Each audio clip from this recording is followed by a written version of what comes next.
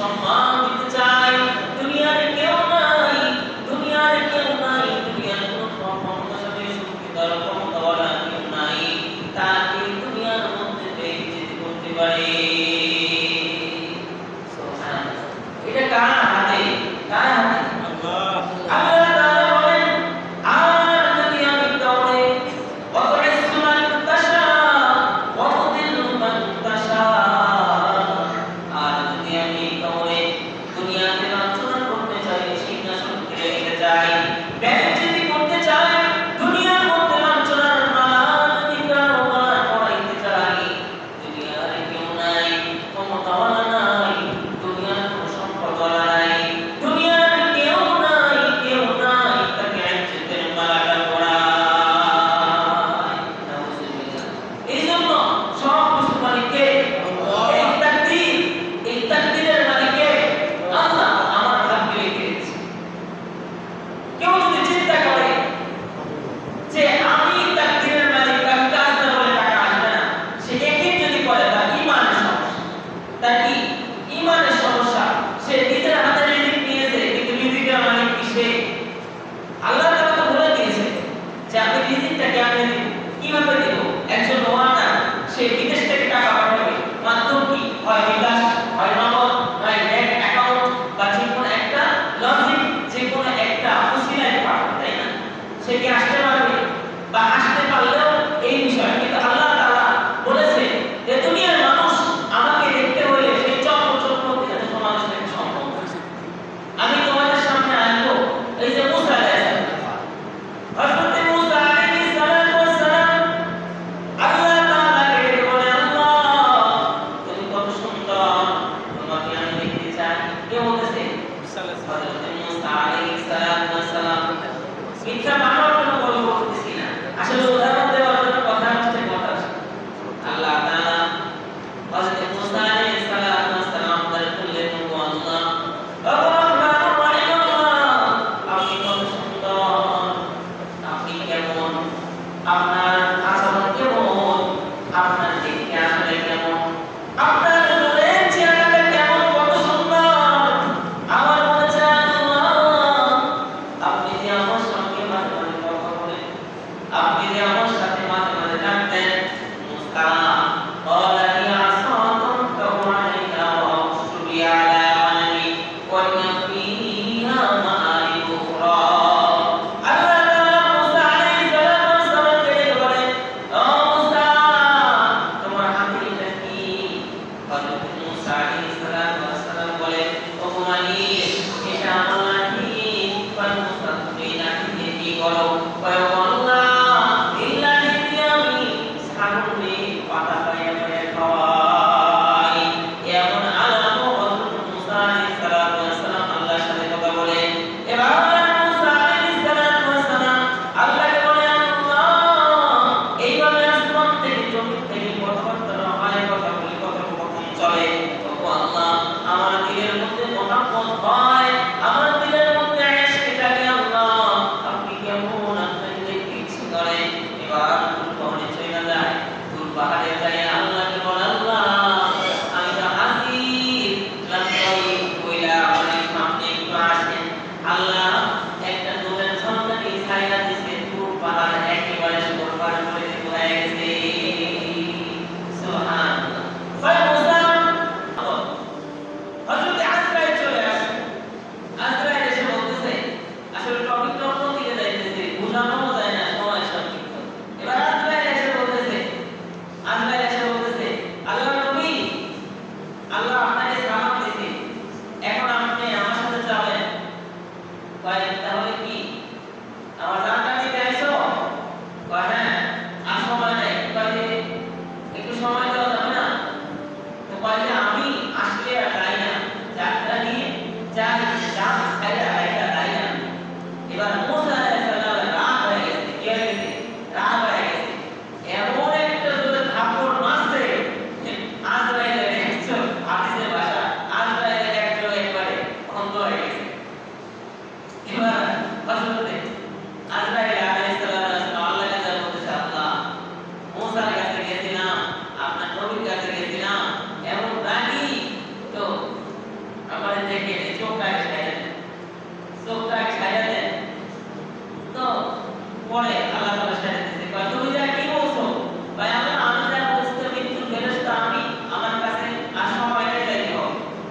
কয় যে এমন নবীদের সাথে এমন আচরণ করলে খাই ভাই তুমি জানে যাই এবার আমার বন্ধুকে বলবা যে আপনার বন্ধু দিদার করার জন্য বসে আছে, যদি এই মুহূর্তে যান তাহলে আল্লাহর সঙ্গে আপনার দিদার হবে। সুবহানাল্লাহ। আর যদি আপনি এখন না যেতে চান তবে একটা দৌড়ার উপর হাত রাখবেন, এই দৌড়ায় যতখানি পশম আছে যতগুলো পশম আছে একটা করে 1 বছর করে হায়াত বাড়ি আল্লাহ তাআলা দুনিয়া দেবেন। তবে এই পশম শেষ হয়ে যাবে, হায়াত শেষ হয়ে যাবে, তখনও কিন্তু হ্যাঁ তখনও আমি আসবো। কয় তাহলে এই যে আমি শুনলাম আল্লাহর দিদার সাথে আমি আল্লাহর দিদার করার জন্য আমি রেডি, আমার নিয়ে যান। সুবহানাল্লাহ। আল্লাহর দিদার করার জন্য ইশক মুহাব্বতের কারণে সে রাজি হয়ে গেছে।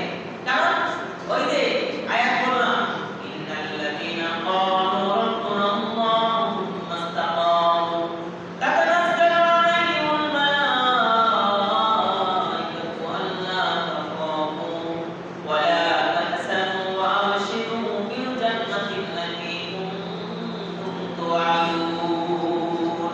কয় মৃত্যুর আগে ঈমান ওয়ালার মৃত্যুটা এমন হবে, কয় যে যখন মৃত্যুর সময় আসবে তাকে জান্নাত দেখানো হবে। ৭০,০০০ ফেরেশতা আসবে, এসে বলবে ইয়া আইয়াতুহান নাফসুল মুতমাইন্না, হে পবিত্র আত্মা বাইর হও, পবিত্র আত্মা আল্লাহর নামে বাইর হও, তোমার জন্য জান্নাত রেডি, তোমার জন্য এই মুকাদ্দে, তোমার জন্য এটা আছে, সুসংবাদ দিতে থাকে। তখন ওই ঈমানদারের জান্নাত ভাবে বাইর হয়।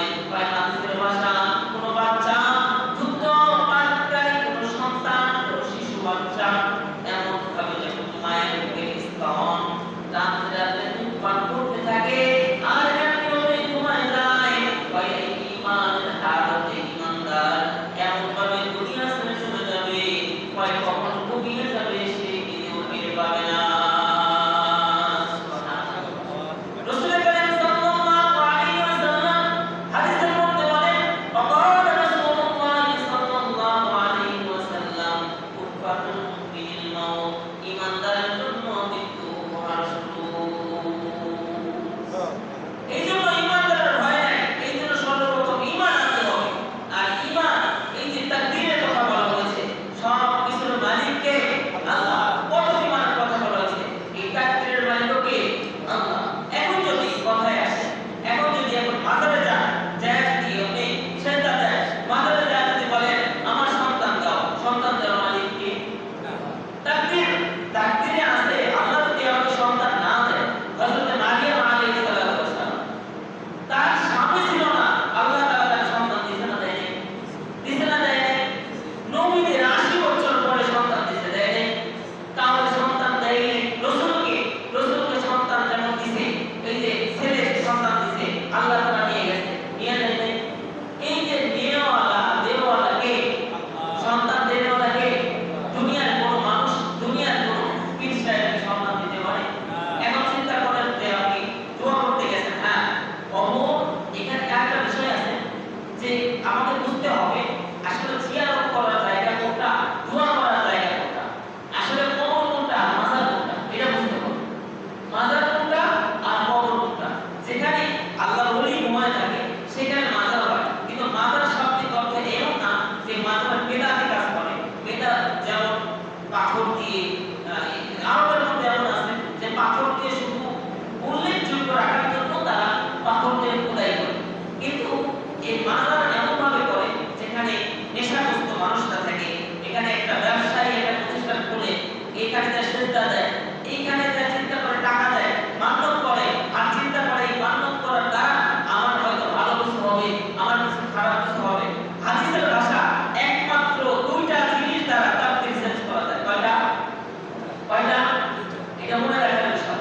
দুইটা জিনিস করার দ্বারা তাকদীর চেঞ্জ করা যায়। কোন বিশ্বাসের কোন কবর মাজার জিয়ারত করা ভালো, মাজার জিয়ারত করা ভালো, তার কাছে যাবেন, মাজার জিয়ারত করবেন, কবরে যাবেন, দোয়া করবেন। কিন্তু যে ঘুমায় আছে, এই এই মানুষটা যে ঘুমায় আছে সে আপনাকে কিছুই দিতে পারবে না, সে আপনাকে কিছুই দিতে পারবে না। তবে হ্যাঁ, আপনি মাজারে যায় যদি যান, আর কোন মাজারে যাইতেছেন সেখানে একটা শিরক হয়, বেদাত হয়, এটা মাজার না কবর আগে বুঝতে হবে। আপনি গেলেন সফর করতে গেলেন, আল্লাহর ওলির কবর আপনি জিয়ারত করলেন, সূরা ইখলাস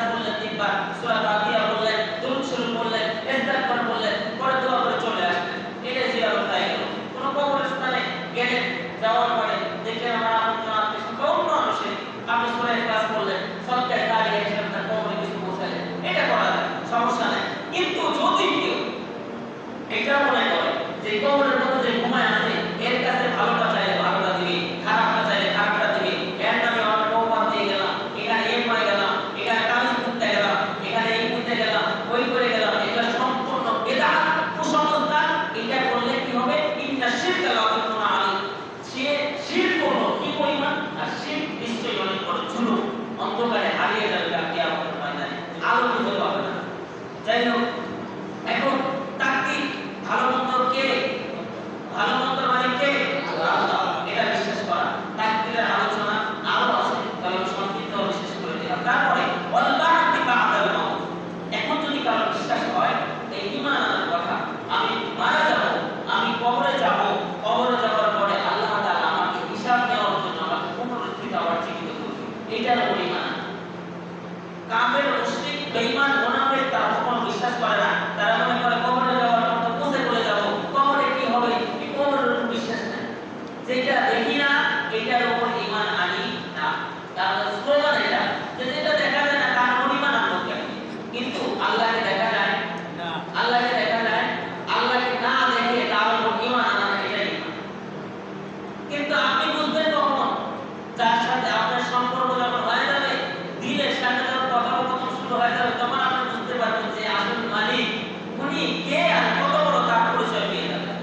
উনফিরু ফিল আরদ, আল্লাহ তাআলা কোরআনের মধ্যে বলেন, জমিনকে দেখো, সফর করো, দেখো আমার নিয়ামতকে দেখো, আমার নিয়ামত খুঁজতে খুঁজতে একসময় শেষ হয়ে যাবে, দেখবা আমার আল্লাহর পরিচয় পেয়ে যাবে। সুবহানাল্লাহ। আল্লাহর পরিচয় পেতে চান?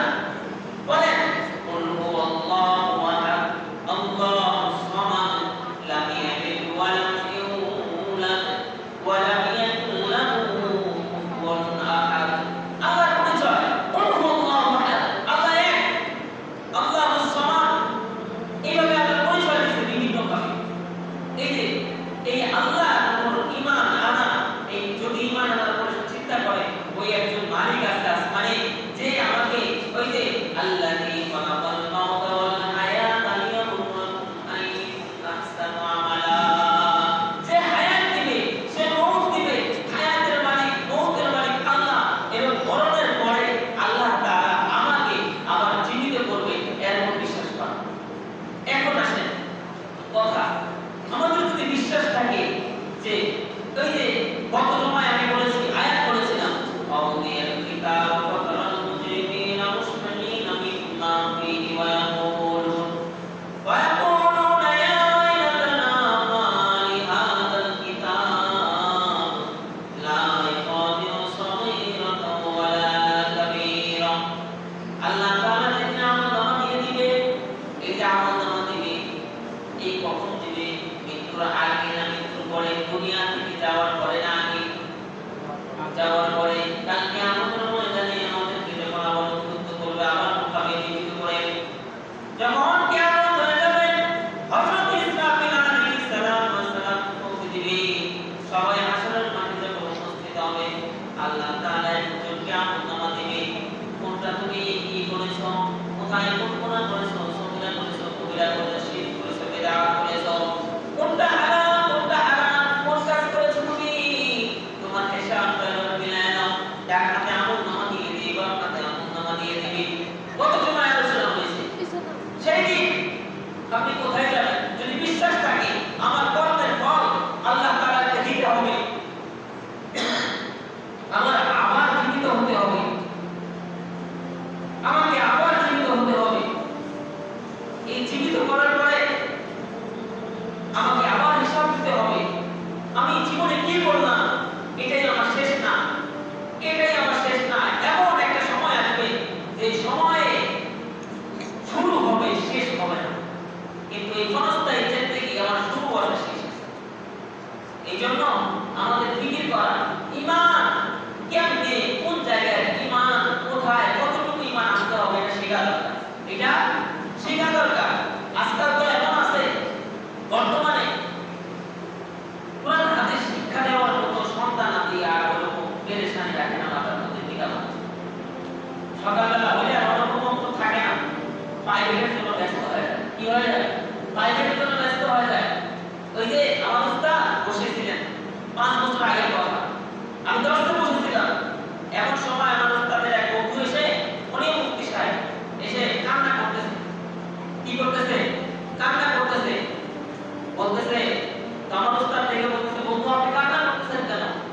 কয় যুগের অবস্থা দেখে কান্না করতেছি। কয় কি? কয় ইউএসএ থাকে, আমেরিকা থাকে, আমেরিকা থাকে, তো ওই জায়গা থেকে ইউএস থেকে বাংলাদেশে আসছে, তার দাদা মারা গেছে, এই সন্তানের দাদা মারা গেছে, নাতি আসছে ইউএস থেকে দেখতে, ছোট বাচ্চা, তো পিতার সঙ্গে আসছে। আসার পরে জিজ্ঞেস করতেছে, আমি জানাজা পড়ায় শেষ করে ফেলছি, জানাজা পড়ায় শেষ করে ফেলছি, এখন মাটি দেওয়ার জন্য নিয়ে যাবে। তো ইউএসের ওই বাচ্চা বলতেছে যে বাবা, দাদাকে কি এখন পোড়ানো হবে? দাদাকে কি করা হবে? আগুনে কি এখন পোড়াবে? কত বড় কামিনী পিতা, যে মুসলমান ঘরে জন্ম হওয়ার পরে সন্তানকে এতটুকু শিক্ষা দিতে পারে নাই যে মুসলমানটা মরণের পরে জান্নাতের ঘরের মধ্যে রাখা হয়, এইটা শিক্ষা দেয়, এইটা শিক্ষা দেয়। দূরের কথা বাদ দিলাম, আমরা আমাদের কথা একটু ভাবি না, একটু চিন্তা করে দেখি। সকালবেলা হাদিসের ভাষা আবু দারদা রাদিয়াল্লাহু তাআলা আনহু হাদিসের মধ্যে বলছে, দুনিয়া উপার্জন করার উদ্দেশ্যে যেই কাজ করবে সেটাই হলো স্পষ্ট হারাম, হারাম, হারাম। এখন আপনার দুনিয়া শিক্ষা দরকার নাই? হ্যাঁ হুজুর, আপনি বলতেছেন দুনিয়া শিক্ষা দরকার নাই। হ্যাঁ, আমি এটা বলি নাই, দুনিয়া শিক্ষাও দরকার, তবে আমাদের ঈমান টিকে রাখতে হলে আগে মুসলমান হিসাবে সন্তানকে কোরআন শিক্ষা দেওয়া জরুরি, কোরআন শিক্ষা দেওয়া জরুরি। কিন্তু সকালবেলা আজকে ওইরকম বক্তব্য হয়ে গেছে, মাদ্রাসার প্রতি আর তওয়াক্কুল হয় না। আরে ভাই, দুই একটা দুর্ঘটনা তো স্কুল কলেজ ভার্সিটিতে হয়, হয় না? স্কুল কলেজে বইরা মাইয়া আর বলা সফর করতে যায়, এটা আমাদের চোখের সামনে অবলম্বন করতেছে, ঠিক না ভাই? মাদ্রাসার পরে একটা দুর্ঘটনা ঘটলে বা কোনো একটা সমস্যা হতেই পারে, যেখানেই ভালো সেখানেই মন্দ, যেখানেই অন্ধকার সেখানেই আলো, ঠিক না ভাই? এই জন্য আমরা যদি চিন্তা করি যে কোরআন হাদিস শিক্ষা দেওয়া যাবে না, হুজুররাই খারাপ, হুজুররাই এটা করে, হুজুররা এরকম করে, মাদ্রাসায় পড়ালে, আরে ভাই হুজুর বানাই কি আপনার কইছে কি? তারাবুল ইলমি ফারিদাতুন আলা কুল্লি মুসলিম, প্রত্যেক নরমের জন্য ইলমের শিক্ষা করা হলো। কতটুকু হলো? যতটুকু নামাজ পড়তে লাগে, যতটুকু হজ করতে লাগে, যতটুকু যাকাত দিতে লাগে, যতটুকু আমি দ্বীনের উপর চলা সহজ হয়, এতটুকু শিক্ষা তো আপনার উপর ফরজ ছিল। আপনারা কে বলছে বড় আলেম বানাইতে? আপনারা কে বলছে বড় মুফতি সাহেব বানাইতে? আপনারা কে বলছে বড় তাফসীর মুফাসসির বানাইতে? বলেন, আপনারা তো এতটুকু শিক্ষা দেওয়া জরুরি। তালাবুল ইলমি ফারিদাতুন আলা কুল্লি মুসলিম, যে এতটুকু তো দরকার। নামাজ পড়তে গেলে 10টা সূরা দরকার, আপনার সন্তানকে 10টা সূরা কি বিসমিল্লাহির রহমানির কইতে পারে না? একটি মন্ত্রী হয়ে গেছে বেহায়া, এত বড় চেয়ারম্যান হয়ে গেছে, সমাজ পরিচালনা করবে, সে মাইক দিতে মুসলমান ঘরের সন্তান হয় বা বিসমিল্লাহির রহমানির রহিম, ঠিক না নাকি? এটা বেহায়া। সে প্রিয় মন্ত্রী হোক, সেটা তার অধিকার, সে রাষ্ট্র সমাজ চালাবে কেমনে? সে মুসলমান রাষ্ট্রে মুসলমানই তার মধ্যে নেই, সে ইবাদত করবে কেন? এই জন্য ভাই আমার, যারা এখন বয়স শেষ হয়ে গেছে, যাদের বৃদ্ধ হয়ে গেছে বা যুবক হয়ে গেছে, এখন কোরআন হাদিস শিখা ওইভাবে সম্ভব না। যতটুকু সম্ভব চেষ্টা করেন। আপনার ঘরের নাতি আছে, আপনার ঘরের সন্তান আছে, এই সন্তানকে আপনি কি করতেছেন? এই সন্তানকে আপনি কোন শিক্ষায় শিক্ষিত করতেছেন? ডক্টর বানান, ম্যাজিস্ট্রেট বানান, উকিল বানান, আপনি যত শিক্ষায় শিক্ষিত শিখি, আপনি সিভিল ইঞ্জিনিয়ার বানান, সফটওয়্যার ইঞ্জিনিয়ার বানান, যা আমাদের চাই সেটা বানান, কিন্তু কোরআনের শিক্ষাটা আগে ঢোকাবেন, তাই না? কোরআনের শিক্ষা না থাকলে এমন হবে, আপনি মারা যাবেন, আপনার সন্তান টাকার গরমে মুরব্বি ভাড়া করে নিয়ে এসে জানাজা দিবে, কিন্তু এই জানাজার কোনো ফায়দা হবে না। সন্তান আর পিতা মাঝখানে দোয়া করলে এই দোয়ার মধ্যে কোনো পর্দা থাকে না। অপরজন ভাড়াটা মুরব্বি নিয়ে এসে সে মুখ থেকে দোয়া করবে, কবুল হইতেও পারে, নাও হইতে পারে। রাগ করতেছেন? রাগ করতেছেন? ঈমান শিখতে হলে এতটুকু দরকার। আপনার সন্তানকে আপনি কি শিক্ষা শিক্ষিত করতেছেন? আমার কাছে অনেকজনই বলে, সকালে বাইরে পড়ানোর পরে অল্প হাতে গোনা হয়, তার মধ্যে বলে হুজুর মাগরিব পরে একটু আরবিটা পড়ায়, সকালে বাইরে আছে, আমার কি বুঝাইতে চাও? এটা আমি না বলতেছি না, আসলে তার একটা সমস্যা হতে পারে। তাহলে আপনি কোন জায়গায় দিলেন? আপনি দ্বীনের উপর প্রাধান্য দিলেন, দ্বীন আর দ্বীন আপনি কোথায় দিলেন? দুনিয়ার উপর কি প্রাধান্য দিলেন নাকি আখিরাতের উপর প্রাধান্য দিলেন? আপনি সন্তানকে আপনি ম্যাজিস্ট্রেট বানায় কি করবেন? যদি যারা যারা পোশাক করে, নামাজ পড়তে গেলে দোয়া করে না, দোয়া করতে পারে না, এটা মারা গেলে জানাজা করতে পারে না, এই শিক্ষা দিয়ে কি হবে?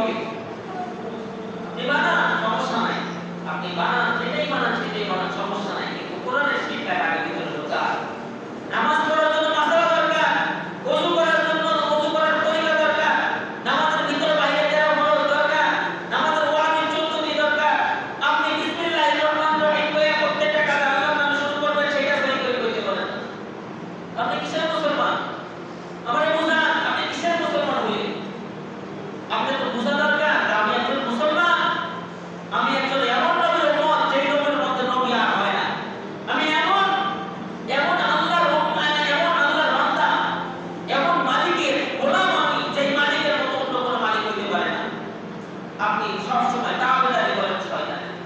এটা কি ঠিক? এটা কি উচিত? আমরা নিজেকে নিজে চিন্তা করে দেখি, হুজুর যে পড়ার কথা বলতেছে আসলে বিষয়টা কি, আসলে কতটুকু সত্য। আজকে দোয়া, দোয়ার বিষয়ে কিছু বলি। দোয়া, দোয়া হলো এটা আল্লাহ তাআলার কাছে একত্বীয় সম্পর্ক করার একটা নাম। দোয়া কি? আল্লাহ তাআলার সাথে সম্পর্ক করার একটা মাধ্যম দোয়া। আল্লাহর কাছে যে দোয়া করবে, আল্লাহ ইয়াসআলিল্লাহু দোয়া আলী, যে ব্যক্তি দোয়া করে না আল্লাহ তাআলার উপর লানত, আল্লাহ তাআলার উপর রাগান্বিত। কিন্তু এটা নিয়ে সমাজের মধ্যে একটু বিশৃঙ্খলা আছে। 5 মিনিট একটু খুব খেয়াল করে শুনবেন। কেউ যদি মনে করে সম্মিলিত কোরআন, কেউ যদি মনে করে যে হুজুর যদি মনোনয়ন করে আর আমরা যদি পিছন থেকে মনোনয়ন করি, হুজুর আমাদেরকে অবশ্যই একজন এখানে বলেছিল যে আমাকে হুজুর কি জান্নাতে পাঠিয়ে দিবে। ভাই আপনার মতো একেবারে সুন্দর কথা, হুজুর জান্নাতে দিতে পারবে না, হুজুর জান্নাতে দিতে পারবে না। আপনি কেন আশায় থাকবেন? আপনার সাথে সম্পর্ক একত্রীয়, আমার সাথে যেভাবে মালিকের সম্পর্ক থাকতে হবে, আপনি গোলাম হয়ে আল্লাহর সাথে ঠিক একই রকম সম্পর্ক আপনার সাথে থাকা উচিত। ঠিক না ভাই? আপনি যে কেন চিন্তা করবেন যে ফরজ নামাজের পর হুজুর করতে পারবে না, করবে আর আমি মনে করব এটা জরুরি কি মনে করছেন? দোয়া নিয়ে অনেক সমস্যা। দোয়া হলো করা অবশ্যই জরুরি, তবে দোয়া নিয়ে বেশি বাড়াবাড়ি করা জরুরি না। যদি হুজুর মনে করে, মোনাফেক মনে করে কোন নামাজের অর্থে মোনাজাত করবে তাহলে করবে। যদি হুজুর দাঁড়ায় যায় তাহলে বুঝবেন যে দোয়া করব না। বাস আপনার ভালো লাগে, আরে জমিনের মধ্যে চলে যান। আপনি ওই জায়গায় মসজিদে বসেছেন, বৃষ্টি হইতেছে, সবাই বাসায় চলে গেছে, এখন আপনি পড়ে যাচ্ছেন, পায়ে আঘাত পাইছেন, আপনি উঠতে পারতেছেন না। তখন আপনি কি বলবেন? ও ভাই আমারে বাঁচা, ও মা আমারে বাঁচা বলবেন। আর বলে ওখানে ফায়দা কি? মাঠের মধ্যে চিল্লায় গাড়ি থাকবে, ওই সময় গাড়ি থাকবে, ওই সময় আপনি হাতটা ওঠান না, ওই সময় হাতটা ওঠান না। আপনি অনেক ব্যথা বেদনার মধ্যে পড়ে গেছেন, আপনি কান্নাকাটি করতেছেন রাস্তা দিয়ে, আপনি মসজিদের কোণে আসেন না, ইস্তেগফার করেন, সুবহানাল্লাহ বলেন, রাস্তার মধ্যে থেকে আপনি হাত তোলেন, আল্লাহ আল্লাহ আমার খুব পেরেশানি, আল্লাহ আমাকে হেফাজত করেন। কে দেখলো কে না দেখলো, হাত সবসময় ওঠানো যায়। কেউ যদি মনে করে এমন যে এই জায়গায় মোনাজাত না করলে সমস্যা, তাহলে অনেক সমস্যা, বাড়াবাড়ি করলেও তো দেখবে না। আবার যদি কোনো কেউ মনে করে যে মোনাজাত করার দরকার নাই, এটাও বেদা, এটাও কি বেদা। এই জন্য আমাদের দরকার জরুরি প্রতিটা সময়ে দোয়া করা, তবে এইরকম মনে না করা যে হুজুর হুজুরকে ডেকে ডেকে দোয়া করা। ভাই হুজুরের কাছে কেন দিতে করবে? হুজুরের কাছে কেন করবে? ওই মালিক আপনাকে দেখে না? ওই মালিকের দিল আপনার দিলের সাথে লাগানো। আপনি জিকির করেন, আল্লাহকে ডাকলে আল্লাহ আপনার সামনে আসবে। ভালো করুন ইয়াকুম আল্লাহ কোরআন আয়াত যে আল্লাহকে যেভাবে স্মরণ করবে আল্লাহ তাআলা আপনাকে ঠিক ওইভাবে স্মরণ করবে। সুবহানাল্লাহ। আপনি নামাজ পড়বেন 5 ওয়াক্ত, আপনি যেখানে যান দোয়া করবেন, তবে হুজুরের জন্য আশা করবেন। তবে হ্যাঁ, এখানে আরেকটা কথা আছে যে হুজুর যদি আসে বা এখানে দোয়া সই করে পারে, কিছু সই করে পারে, আমাদের জন্য একটু দোয়া গায়ে করলো, একান্ত ব্যক্তিগত দিক বা সেটা অন্য বিষয়। কিন্তু যদি কেউ মনে করে যে হুজুর দোয়া করলো না, হুজুর এটা কইলো না, ভাই আমি দোয়া করে আপনারে কান্না করা লাভটা কি? না কান্না কি হুজুরের জন্য না আল্লাহর জন্য? গায়রুল্লাহ, আল্লাহ ব্যতীত যেই কাজ করবে সেটাই শিরক। আল্লাহ ব্যতীত যেই কাজ করবে এটাই শিরক। তবে নামাজ পড়তে আসলে আপনার যদি মনে হয় যে আপনি নামাজ সুন্দর করে পড়তেছেন, এখন আপনার যদি এমন মনে হয় যে আমার পাশে একজন আসছে, আমার দিকে তাকায় আছে, আমি আনাকে সুন্দর করি, এটাও শিরক হবে। লোক দেখানো নামাজ, একটা আমল করতেছেন, এই আমলটা আপনার হইতেছে একরকম, একটা মানুষ আসার কারণে আপনারা সুন্দর করে করা শুরু করতেন, হয় এটা বান্দার না আল্লাহ, এটা লোক দেখানো ইবাদত, এটা হলো শিরকের কফি, শিরক মারাত্মক কোন অবসর না হয়। এই জন্য লোক আরেকটা কথা, প্রথমে হবে আয়াত তারপরে ইবাদত। এখন কথা হুজুর আমি তো দাঁড়াইলে এমন মনে হয় কোন মানুষ আসলে আমার অটোমেটিক আমি সেন্স হয়ে যায়, আর এটা আমি কেমনে?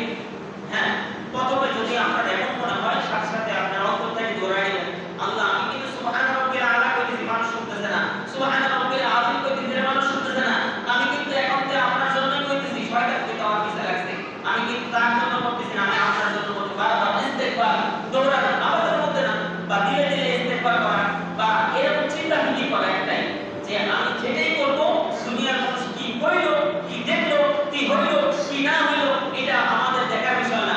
একমাত্র আল্লাহর সঠিক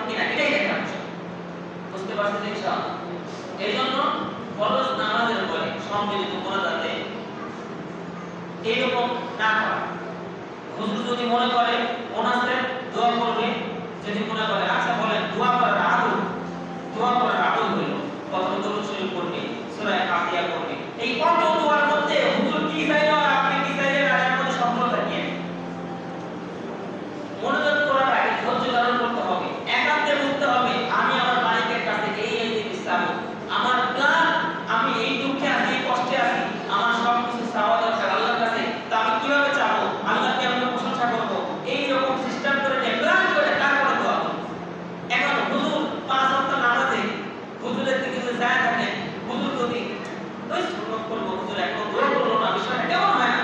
হুজুর দোয়া করে থাকে, আমি বাড়ি যাবো, আমি বাসায় যাবো। ভাই আপনি এলেন করতে আছেন, আপনার জুমার নামাজ হয়ে গেছে, নামাজ হয়ে গেছে, দোয়া নামাজ আর দোয়া আলাদা বিষয়। আপনার যদি বেশি খুব কম সমস্যা হয়, আপনি সুন্নাত পড়ে আপনি চলে যান, সমস্যা নেই। দুই জায়গায় থাকলে তারা যদি মনে করলো একসাথে দোয়া করলাম, এটা আল্লাহর জন্যই করলাম, তবে ফরজ নামাজের পর দোয়া আবার কবুল না, ফরজ নামাজের পর আবার দোয়া কবুল না। এখানে বিষয় হলো হুজুর যদি মুনাসের মনে করে দোয়া করলো, কিন্তু এটা বারবারই না যে হুজুর বললো না কেন, হুজুর এটা হইল না কেন। ভাই আপনার দোয়া আপনি করেন না, আপনার পিতামাতার জন্য দোয়া আপনি করবেন না, আপনার পিতামাতার মাঝখানে কোনো পর্দা নাই, কিন্তু হুজুর আর আপনার মা বাবাকে চিনে না, এই দরদ নিয়ে দোয়া করবে না। আরে সন্তান না কালে মা দুধ দেয় না, আপনি দোয়া করেন আপনার পিতামাতার মহব্বতের চোখের পানি ফেলবেন, রব্বির হামহুমা কামা রাব্বায়ানি সগীরা, আল্লাহ বলতেন হাত তুলতে দিলে মাফ করতে দেরি করবেন। আরে ঈমান এইটাই সন্তানকে শিক্ষা দিবেন, এইটাই সন্তানকে শিক্ষা দিবেন। মরণের পরে যেন কবরের পাশে যায় সন্তান যেন সই করে বলতে পারে রব্বির হামহুমা কামা রাব্বায়ানি সগীরা। এটাই হলো ঈমান। জীবন তো চলে গেছে, সন্তান ঈমান শিক্ষা দেন। আজকে টপিক ছিল ঈমানের উপর, তারপর বহিরাগত অনেক কিছু আসছে। তো শেষ কথা একটাই, যার ঈমান ঠিক নাই সে যত ইবাদত বন্দী করবে, যত কিছু করবে, সে দান করবে, খয়রাত করবে, হজ করবে, যাকাত দিবে, কোনো ফায়দা হবে না। এই জন্য প্রথম শর্ত হলো আমাদের ঈমানকে মজবুত করতে হবে। আর ঈমানকে মজবুত করতে হলে বিস্তারিত আলোচনা শুনেও অনেক সময় বাদ দিতে হবে না।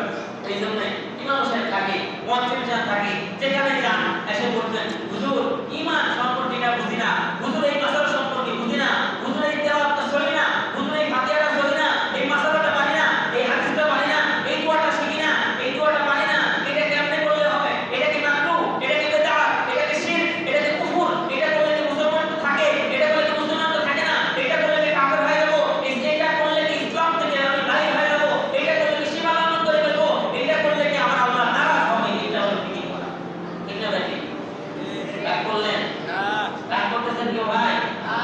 আমাদের শিখার সময় মরণ হয়ে যাবে, আর শিখার কোনো জায়গা থাকবে না। বাচ্চা দৌড়া থেকে কবর পর্যন্ত শিক্ষার জায়গা, এটা সবাই জানে, ঠিক না ভাই? এই জন্য খায়রুকুম মান তাআল্লামাল কুরআনা ওয়া আল্লামা। রাসূল আরবি সাল্লাল্লাহু আলাইহি ওয়াসাল্লাম হাদিসের মধ্যে বলেন তোমাদের মধ্যে সর্বোত্তম ওই ব্যক্তি যিনি কুরআন মাজিদ শিক্ষা করেন এবং শিক্ষা দেন। বুখারী শরীফ। বুঝতে পারছেন? এই জন্য আমাদের উচিত আরেকটা হাদিস বলেছি ইত্তাকিল মাহারিমা তাকুন আ'বাদান নাস। শেষ কথা এটাই শেষ, আর কোনো কথা হবে না। ইত্তাকিল মাহারিমা তাকুন আ'বাদান নাস। রাসূল বলেন আবু হুরায়রা যদি নিষ্পাপ হতে চাও, নেকি যতটুকুই করো, তবে নিজের থেকে গুনাহকে ছাইড়া দাও, গুনাহকে ছাইড়া দাও, গুনাহকে ছাইড়া দাও, দুনিয়ার মতো চেষ্টা আবেদ হয়ে যাও, আল্লাহর পেয়ারা হয়ে যাও। আল্লাহ রাসূল আবু হুরায়রা বলেছেন। তো আমি রাসূল সাহাবাদেরকে বলছে, তাদের সাথে এইভাবে আসছে, আমি আলেম হয়ে এটা বলতেছি, ভাই আমরা সবাই গুনাহকে ছাইড়া দিই, আল্লাহর পেয়ারা হয়ে যাই। বুঝতে পারছেন? ইনশাআল্লাহ আল্লাহ তাআলা সবাইকে ইনশাআল্লাহ